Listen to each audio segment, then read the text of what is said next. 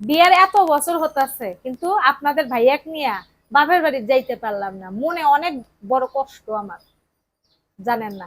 কইতে পারেন আপু কিসের জন্য যান না বাপের বাড়ি, ভিডিও দেখি না। আরে ভিডিও দিব কই থেকে? আমার বাপ আছে, মা আছে, সবাই আছে, কিন্তু ছোটবেলায় আমার বাপ তো আরেকটা বিয়ে করছে, বিয়ে করে তার আলাদা সংসার হলে কি হবে, আমাদের তো খোঁজ খবর কোনোদিন নেয় নাই। আমার মায়ে আমাদেরকে পালছে, নানির বাড়িতে থাকছি। তা যাই হোক, আমাদের বাড়ি বলতে কোথায় ধরে জানেন? খালার বাড়ি, মামার বাড়ি, নানির বাড়ি একটাই। কিন্তু আমার বাবার বাড়ি বলতে কিন্তু আছে, আমার বাপেরও বাড়ি ঘর সবকিছু আছে, কিন্তু আমাদের অধিকার নাই।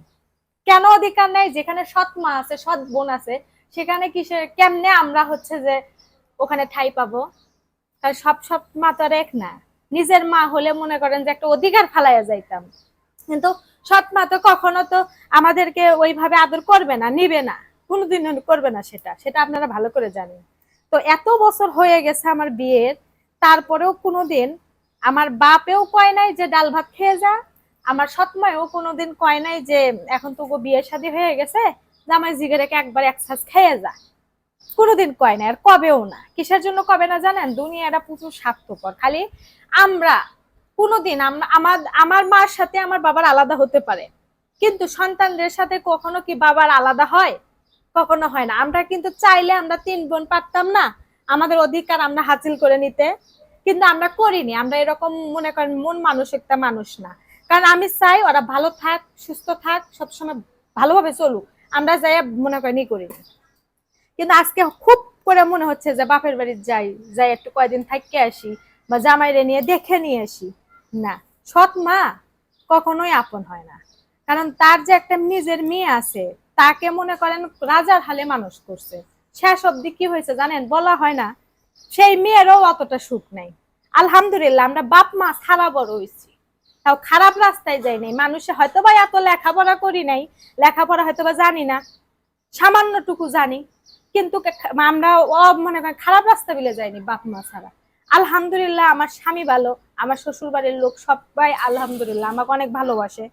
আর বাপ মার মনে করেন যে ছাড়া যে সন্তান বড় হওয়া কতটা কষ্টের, আর নানির বাড়িতে মামার বাড়িতে থাকা, এটা ফিল করবেন তার একমাত্র তারাই যারা থাকছেন।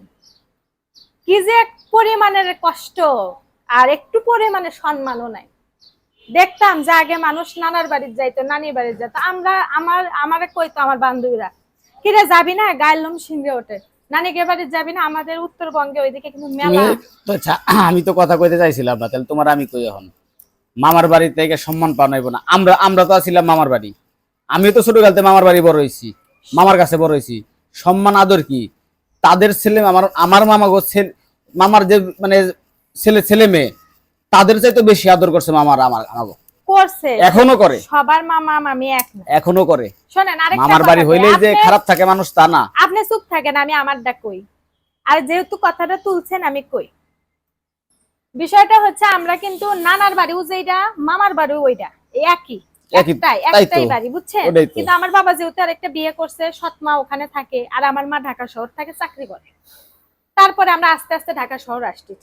মামার কথা যেহেতু বলছে আমি বলি, আমার মামা কিন্তু আমাদেরকে কিন্তু মাগনা মাগনা খাওয়াই নাই।